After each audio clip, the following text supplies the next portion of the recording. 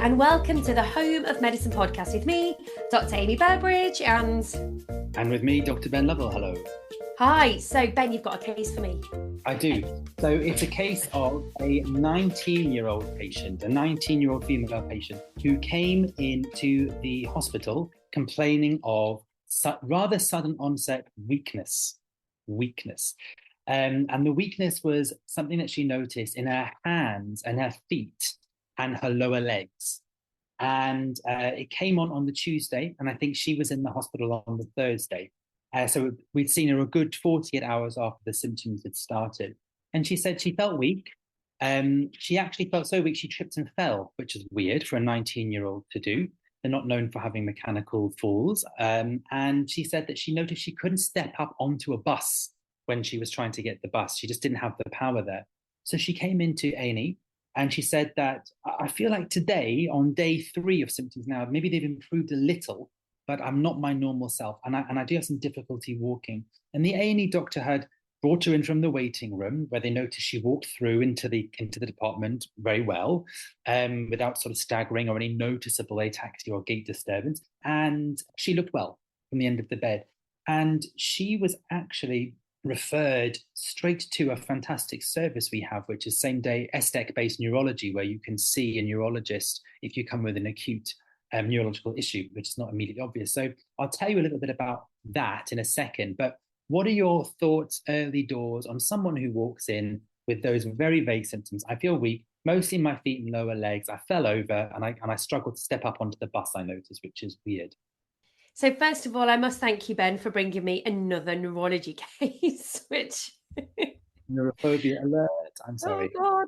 No, it's fine. I'm okay, so I'm going to think about this. I've got a 19-year-old female who's got weakness. Number one, is she pregnant? You love asking that question. She actually is not pregnant. One of these days, one of my patients will be. I know. And I'll be taken aback and I'll be like, oh, okay. Don't know what to do with that. Yeah. Okay. So she's 19-year-old with weakness. She's not pregnant. She's on the Thursday of weakness in her hands, her feet and her lower legs. So much so she couldn't step up onto a bus. However, on day 3, when she walks into the hospital, there has been some improvement, and it is commented that there's been no ataxia or gait disturbance on observation. Okay. So I'm a little bit stuck. I'm thinking, is this metabolic? Is this glucose? Is this something to do with her sodium, her potassium? Has she got the flu? Is it a viral illness? Is it drug use, either prescribed drug use or medications over the counter, or illicit drug use that might present with these type of symptoms, some type of poisoning, for example? Is it nothing? Is it a subjective weakness that may or may not be an objective weakness potentially? I mean, it's so many things that could be going on through my head. I'd want to take a more thorough history. I'd like to know a lot more about what's been going on, and I'd like to do an examination as well. So at the moment, I'm still thinking very, very broadly about what could be going on. So you can't even at this point put it down to a single system of the body. It could be, you've mentioned rheumatological or even metabolic. Fair enough. When people say to me that they struggle to go up a step or something, that just sometimes make me think proximal myopathy. But also, I'm not sure where this comes from. Whenever people come in and say, oh, hello, for the very recent time period, I've gone weak in my legs, I think in my head, oh, you've got Guillain-Barré syndrome, until I know otherwise. That's my sort of, probably a previous case bias that I have. I would start there and work backwards. And they never do have it, but it's something that I would want to rule out because that can be devastating. But let me give you some more data. She was examined by ED, who noticed that this is an anxious person, very, very anxious. And she volunteers straight off the bat. She's anxious. She's always been anxious. She's very nervous. She's going through terrible life stresses. Could it be anxiety, doctor, that's causing this? And she was actually quite trembly with it. And that was a hallmark of many doctors who saw this patient. She's otherwise fit and well, and she said she did have a cold. You asked about a viral infection. That was a couple of weeks ago, and she called it mild flu. So maybe an upper respiratory tract infection. But no important pathomedical history or drug history of note, no important social history of note. She was a student and very anxious, struggling with studies and student life. But she was examined by the ED doctor, who found that she needed a lot of coaxing. But when you gave her coaxing, she had 5 out of 5 power in all muscle groups. She was seen by the in-reach neurology, same-day neurology service, who again noticed that she needed a lot of reinforcement and she had a lot of give way weakness. Do you know what I mean when I say that? No, maybe I've thought thinking about it as something else, but please remind me.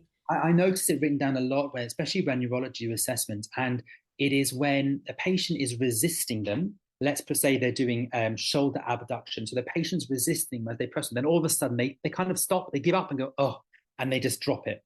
And they call that give way weakness. And the implications of give way weakness is that it's difficult to get a metric, to get a measure of the MRC power, because the patient is not fully engaging with the examination. They sort of go, oh, that I can't do it anymore. That's often because they are exhausted, or they are weak in that particular muscle group, or because trying to make this motion of resisting is causing them pain or distress, and that's why they give way. And they noticed there was a lot of give way weakness, but when lots of coaxing and coaching and reinforcing, she had 5 out of 5 power in every muscle group. They couldn't detect any cranial nerve or cerebellar abnormalities, and there was no sensory loss at all. And she confirmed she'd never had anything like this before. And she was actually seen by a neurology consultant who spent a lot of time with her and gave a really good examination and assessment, and said there's patchy weakness here, reported weakness, subjective weakness. It's quite inconsistent on repeated testing. It's more subjective than objective. And they spent quite a while explaining that their current working diagnosis was functional neurological disorder, and that there doesn't seem to be an organic base for her symptoms. Rather, there was a functional base, and they took their time explaining what that means. But they said, we will still arrange outpatient MRI scanning of brain and spine and outpatient nerve conduction studies, and we will see you in our clinic with these results in 6 weeks. And of course, please do come back if you have any worsening of your symptoms or anything deteriorating. And she was sent home. I didn't meet her on that encounter.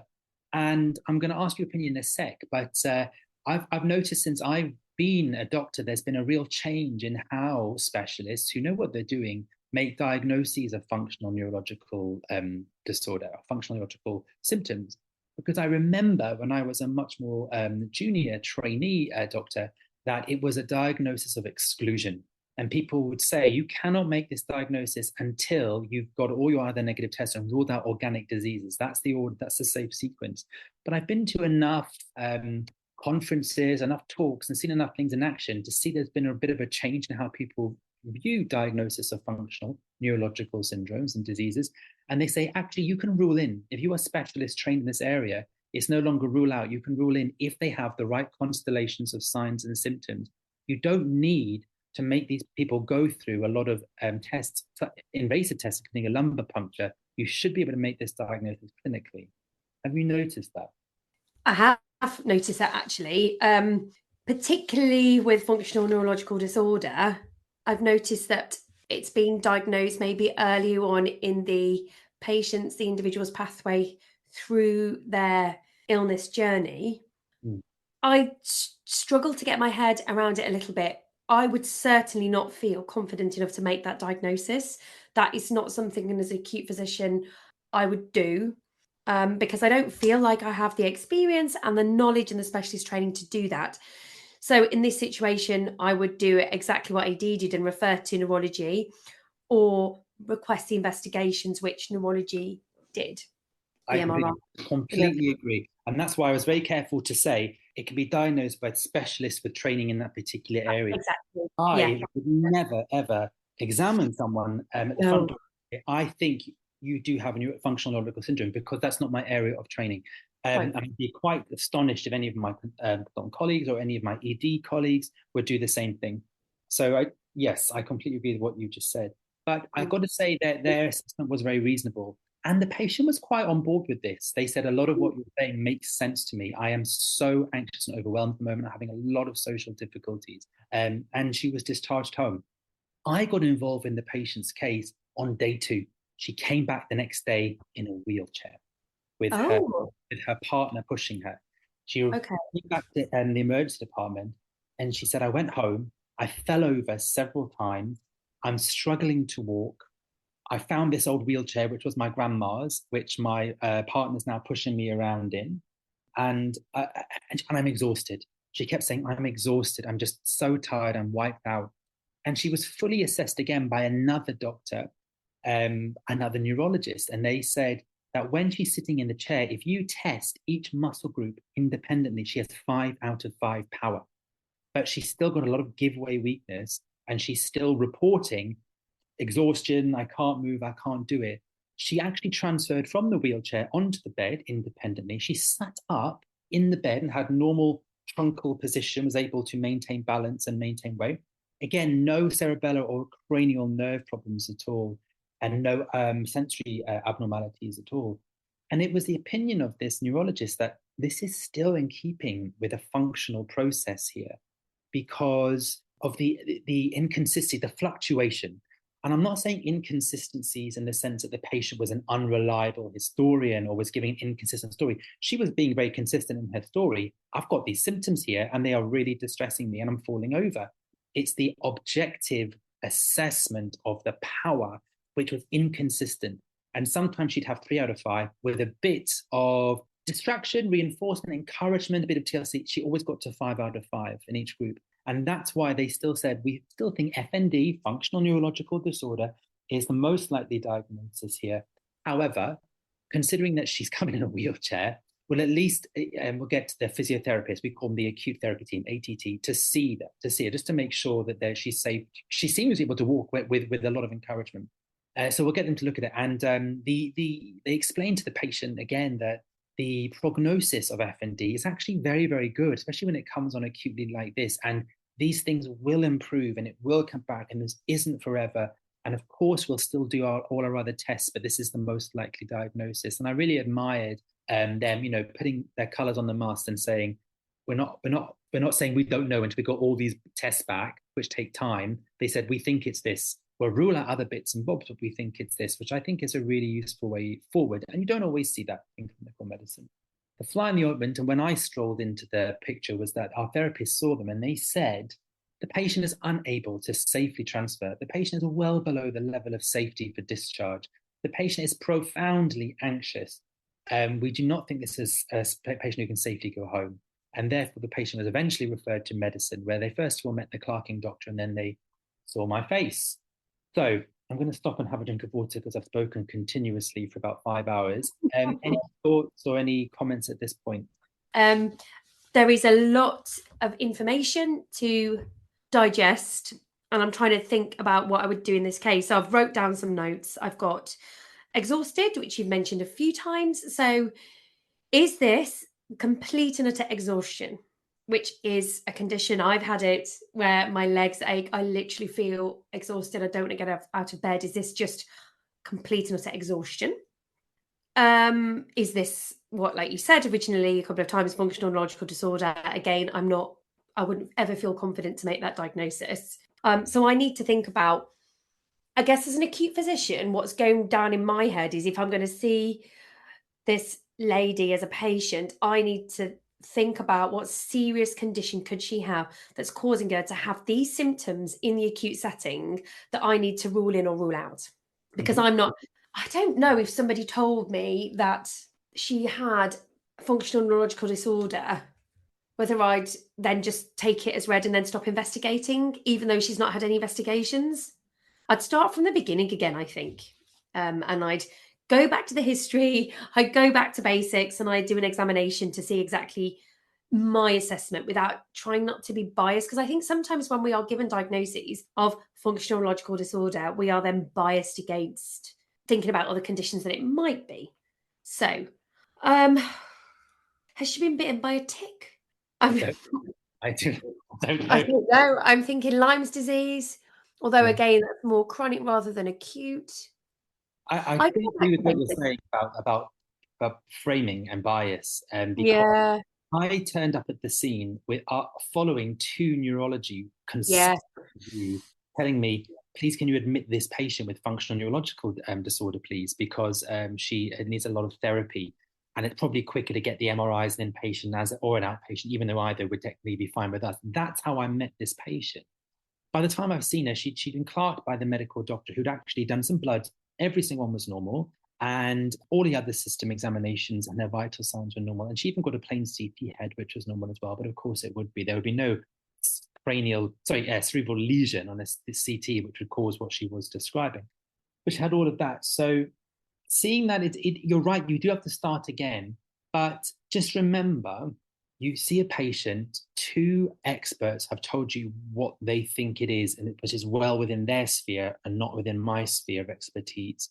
I'm seeing the patient in an insanely busy, crazy environment where I have maybe 8 hours to do 18 hours worth of work. And actually post taking someone where someone's done all the heavy lifting and all the thinking for you already and has presented it beautifully on a platter is you actually think, okay, well, this is a quickie. I can quickly go and say hello to this patient. We'll definitely tee up the MRI. It's very easy to take that path because you want to be an efficient doctor. And I can definitely feel the weight of that sort of obligation, partially an obligation from myself, weighing on my shoulder when I went to see her. Again, I've always got this funny thing about missing Guillain-Barré syndrome. I said, I know so many people have examined you, but please humor me. I'm just going to have another look. And I examined her legs, lying down in bed. She couldn't lift a leg, 2 out of 5 power, couldn't lift a leg off the bed, but with a little bit of, oh, you can do it. Well, maybe just try this. How about tucking your knees up to your chest instead? Going into a fetal position. She could do that. So when you actually presented the information a slightly different way, she was able to do it. I can't lift up my arm. Or could you pass me that thing off your bedside table? There you go. So these are little tricks and tips that I've picked up. And I want to emphasize, I'm not trying to deceive or trick the patient, but I'm sort of trying to bypass their, how to phrase it, their conscious or whatever mind situation is going on, which is causing their block, their functional syndrome. So I'm trying to access almost unconsciously their neurological system and how it's working, their motor system. So if you are struggling for a patient to engage or show you power in a particular muscle group, ask them to do a compound movement. Ask it, okay, I can see you're really struggling with that movement. Tell you what, this is in a very good position. Why don't you shuffle up the bed a bit and we'll try it again in a bit more of a sitting position and see if that's any good. And see, sometimes they can go, okay, and they rearrange themselves and push stuff in the bed. And that's really useful information because you have taken out a lot of layers of thinking and planning and all those things which are causing their functional symptoms and actually got a true assessment of what they can do motor-wise. And using all of that stuff, I could get 5 out of 5 power. Her reflexes were intact. So if she'd lost her reflex at this point, it would have made me go, there's something organic going on here. But her reflexes were intact and her plantars went down. And that's how I saw her. So I said, okay, let's just get the MRI scan. We'll try and get the nerve conduction studies, but they're quite tricky to get as an inpatient. And then we'll take it from there. And that was day 2 and the day I met her. And again, she looked really well. Do you like my neurological examination? Yes, I think you have to adapt examinations, don't we, to the individual who we are examining in time and in place as well. My issue, and this is an issue with every single patient I see, and it's starting to really impact, I think, my capabilities as a consultant now. Sometimes to the point of, can I carry on doing it actually? Is that I find it very difficult to trust people's previous assessments because of previous mistakes I've made. I struggle not to go and do everything from the very, very beginning. And it drives people mad and it drives me mad. And it really hampers me actually as an acute physician now, to the point that I'm not really an acute physician, I'm a chronic physician. I mean, I'm so slow. And I don't know. I think I really admire that you have that ability to review the notes that you've seen and be aware of the biases, your own and what's going on, and go, we're going to go with functional neurological disorder. The assessment that I'm going to make, whatever it is, confirms that, and I'm happy to move on. Me, I question and I question and I question, and the patients must be going mad at me. My doctor's on the ward round with me. I'm driving them mad. And I keep saying to people, how can I make my ward rounds quicker? How can I? Because I'm aware that they are slow and they're getting slower. And I think, yeah, that's something for me to work on, although it's been like this for a long time now. And I know you said before that you are quick on ward rounds, aren't you? Yes, we've had that conversation before, and yeah, I Yeah. am. I try to be anyway, yeah. Maybe I need to come and watch you. You'd need like a week to watch me do a ward round. Peer review. I'll get you an honorary contract. You come and watch me. I think, Yeah. and do you know what? I probably miss things. It's very contextual, and I do take a lot of things on trust. Yeah. And I not only trusting doctors who've gone before me in this particular patient journey, but also trusting my team. So when I'm doing a ward round, by the time I get to that area of the ward, the SHO or the reg has already had a chance to see the patients, and I'll say, okay, you've seen these patients, right? Tell me what's going on. Yep, yep, yep. And I'll go and see, and I'll try to take an approach going. And I said this to patients: hello, my name's Ben Lovell. I'm your consultant. I've just been speaking to Dr. So and so here, who's given me a full details. We don't need to go over everything again. But what I understand is you've come in with this nasty sciatic pain and you can't walk, and it's going all the way down your right leg, isn't it? Yes, is that right? And I present it to them and I let the patient correct me. They go, whoa, that's not right at all. And then I probably will do a short examination, nothing that would pass a PACES station by any means, but enough to satisfy what I'm looking for. And then I move on. So I use my team a lot. And then that requires a lot of trust. It requires knowing your team. It requires having a lot of faith in their skills and their abilities and their training up till now, and what demands are on their time as well as what's on your time. I find it actually works though. I wouldn't say I'm someone who's involved in a lot of, oh my gosh, where's word I must touch? A lot of medical mistakes or errors or things that were missed. And that's not because I'm great, it's because I think the team is.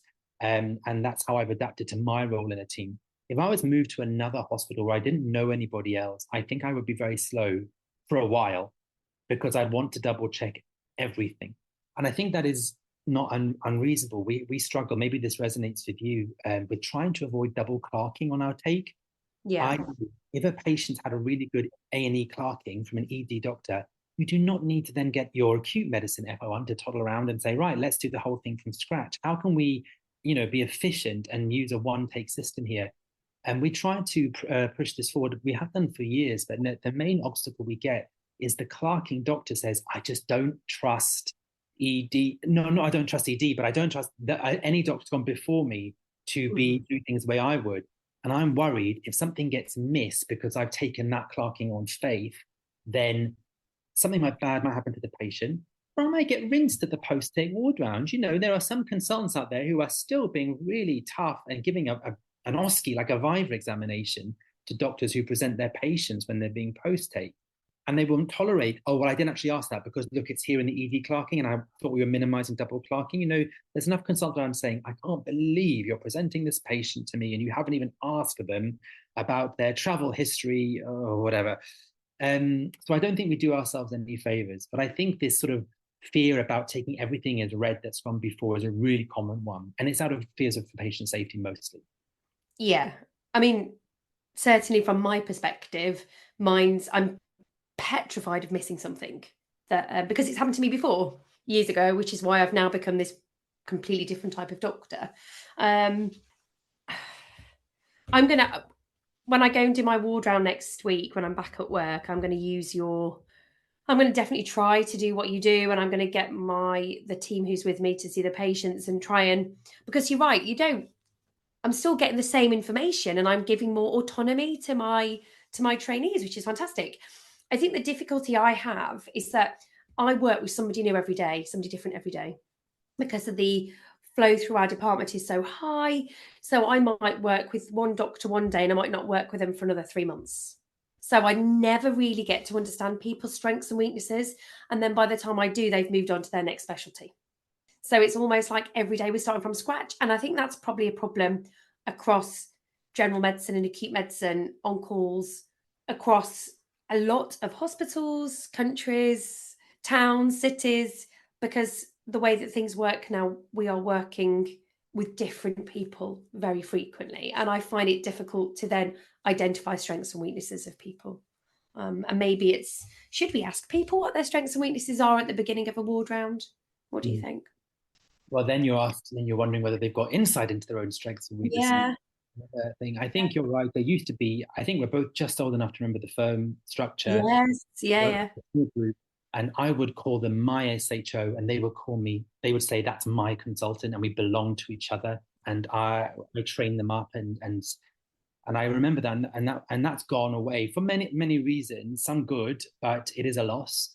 And now there is an army of us all around, and there's rotational medicine. So yes, I recognize what you're saying. I don't know if someone, hey, what are your strengths and weaknesses would work. I think maybe saying to them, is this a straightforward case? Then you present, this looks like it's you know what's going on. This is a pyelonephritis, isn't it? You know, is there anything ambiguous about this you need me to drill down on, or have you got this? And sometimes that's a useful question. They go, oh no, this is very straightforward. No, this patient's actually medically fine. They're just waiting for this care package to start on Friday. So I'm very happy to see them, Dr. Lovell. You know, and I get some data that way. Yeah, absolutely. I think that's a really valid point, actually. And I guess it's when we talked about feedback before, when you're talking about curiosity and being a little bit more curious, and that's what you're doing really with a doctor who's seeing the patient, just asking a few more questions and delving down into it a little bit deeper. So I think that's a really, really valuable tool that I'll definitely take away with me. Thank you. However, let's go back to our patient. Tell me a little bit more about what happened. Day 3, I come in and I'm working with a fabulous IMT doctor. And just as I said, she went and saw the patient first of all. And when I went round to her bay and to where she looked after those patients, I noticed she was doing an ABG. I said, what are you doing? She said, oh, I think a blood gas. She's just dropped her sats to 93. It's not much, but she's saying she's got a weak cough and she's sort of coughing like, oh, and like that. She's got like secretions, but she's just not clearing it. I keep asking her to cough and she's making this sort of sound. I said, right, let me come straight over. You crack on and do that. Let me have a look at the patient. Hello, what's going on? What's all this here about your cough? Show me your cough. And again, she coughed like this. And with lots of encouragement, I said, come on, you can do better. Give me a big cough. And eventually I get a stronger cough. But there were secretions there that weren't there before. She was slightly hypoxic. So we put her on 2 liters of oxygen. And then we did a chest x-ray and there was a new tiny, very subtle patch of consolidation in the right lung. Pneumonia. So antibiotics, oxygen, and we all had a think. We said, let's just sit down for a minute and think this through. I said, have you ever heard of someone getting functional neurological disorder and then getting pneumonia? Can you get functional logical, lost the ability to speak? Can you get functional dysphagia, aspiration pneumonia? And we sat down at the computer and we did a PubMed search. We couldn't find anything that linked that together. Is it a coincidence she's got functional neurological disorder and now she happens to have got a nasty chest infection? Because you can have 2 diseases, but that didn't quite sit very well with either of us. He said, let's just keep an eye. This is a bit odd. And that day, the psychiatry team came around because the neurologist had said, could you see them from an anxiety, functional neurological disorder sort of place? And they noticed the patient with an oxygen. They said, do you really want us to see now? It looks like you haven't quite finished organically with organic diseases yet. And I said, okay, let me just have a bit more time with them. And that evening, she spiked the temperature and her heart rate went up to 110 overnight. So I come in on day 4.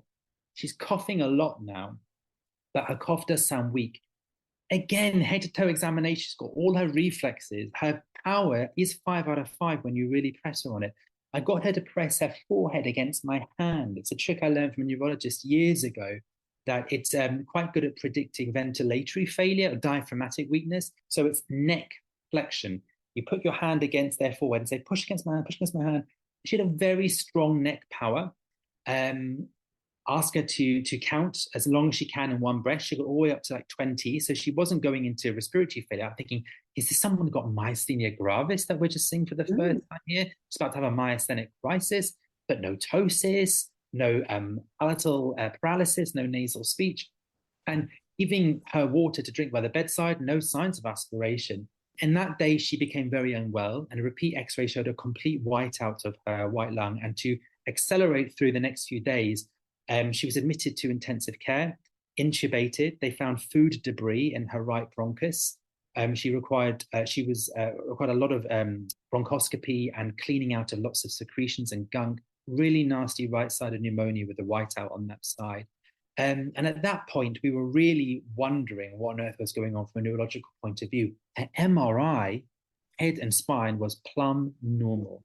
They did a lumbar puncture on her first day in ITU, and it was completely normal. And you see with inflammatory conditions like Guillain-Barré syndrome, you see elevated protein on the CSF analysis. It was normal. Every test was coming back normal. What Um, about CK? the CK was normal. Why? What are you thinking? I was just thinking, is this a muscle abnormality, muscle weakness? Hmm. Um, I'm just, is this some sort of myositic picture? Um, I've seen polymyositis yeah, presented for as dysphagia, as a swallow issue. it's very young though, so 19. Could this be a paraneoplastic phenomenon? Um, has she been not snorting, nitrous oxide abuse again? No nitrous oxide, and we've seen a lot of cases of nitrous oxide leading Yeah, to 12 deficiency, leading to subacute combined degeneration of the cord or yeah. peripheral disease and cerebellar disease, but that was not the case here. Doesn't really fit either, does it? Oh. She's got pneumonia. We know that. We've got a objective diagnosis with food debris, Hmm. progressive. Neurology were very involved. They were seen daily, and they said you can get a lot of functional overlay or functional symptoms of people in a prodrome of a organic neurological disorder. And they said that their presentation way back on day 1 and 2 was very much in keeping with functional, but they said, let's not call it functional neurological disorder now. Let's say there is definitely functional elements to what's going on. But the only thing outstanding at that point was nerve conduction studies. And I think nerve conduction studies were done on day 8 or something, after she was much recovered, by the way, successfully extubated, did really well, and was discharged to the ward. And it was the nerve conduction studies which showed a severe demyelinating motor neuropathy. And she had Guillain-Barré syndrome all along, acute demyelinating inflammatory polyneuropathy, possibly related to a previous infection she had 2 weeks before. And the real thing for me with this case was GBS presenting atypically, presenting as a functional neurological syndrome, learning from my point of view that it's actually not rare for organic neurological problems to present and be very muddied clinically by a lot of functional overlay, especially in patients who are very, very anxious, as she was in this particular case. And she recovered very well on IV immunoglobulin therapy. But my learning from here was again about the functional sort of element to the prodrome leading up to it, and how functional overlay can really confuse even people who are very, very well trained in certain areas of clinical medicine, and especially in neurology. Also, I was very intrigued by GBS, Guillain-Barré syndrome, which presented with a normal CSF biochemistry and no loss of reflexes, and was only diagnosed on nerve conduction studies. And finally, I had a debrief with my team and with the SHO who I saw the patient with. And our big questions for each other was, did we do something wrong? Did we miss something here? Were we led down the wrong path by these framing diagnoses which present to us? And if we'd ignored that and said, let's start from the beginning, would we have come to a different conclusion or prevented any of this from happening? I don't know what you think about this, but our sort of general feeling was that we did keep a pretty open mind. We detected the abnormalities, such as the respiratory infection, as and when they occurred, and dealt with them very quickly. And we did examine the patient daily, neurologically. We did keep a careful eye for any deterioration. I don't think any of this would have been prevented by us doing anything differently. But my gosh, how difficult it is to keep an open mind when people who are very much more trained in a very specific niche area send you a patient packaged up with the diagnosis already, which you have to sort of undo. And I'm not saying this like, oh gosh, look how neurology got this wrong. Not at all. And in fact, they did detect the functional symptoms, the functional semiology, the signs were there, which they did detect. And otherwise, there was nothing else to pick up on their first initial reviews. She was safety netted appropriately, and the safety nets worked. She came in and then she got the treatment that she needed. But it's very difficult to approach a case afresh when it's been framed and packaged in a very specific way. Yeah, this case actually is really, it's quite overwhelming actually to take all on board what you've said. I find it fascinating case. It annoys me in a way because it reaffirms why I take 25 hours to see a patient. um, because I don't trust anyone, and I think I need to work on that. And it's things like this that happen. I'm like, okay, well, that's why, because I should have gone back to basics.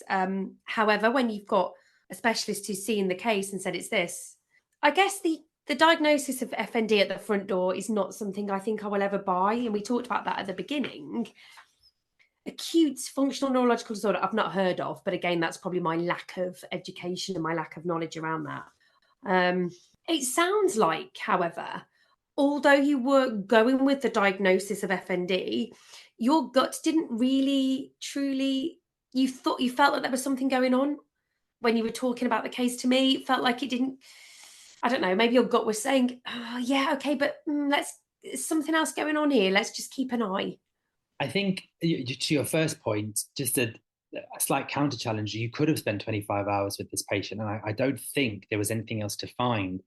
Even if I got in and said, I don't care what the neurologist says, I'm going to make my own mind, back to basics, right, tell me what happens to you again. I don't think the journey thereafter would have changed any. So I don't think this is about, oh, I'm too nervous to accept previous assessments. I'd like to do my own assessment, because I don't think that would affect the outcome. In terms of, was it my gut that something's going wrong? I knew she had given Barry syndrome in the front, but no, I didn't really. But it wasn't just my gut; it was the gut, it was the team, it was the doctor I was working with, the doctor who I walked into the bay and found doing a blood gas, the one who the desaturation, the one who ordered X-ray and picked up the issue with the cough and the secretion load. It was them as well. So let's not say, Ben's gut to the rescue. Maybe there were two involved, two sets of teams involved in this particular case. And I'm very lucky where I work. I work with some fantastic doctors who come up trumps every time.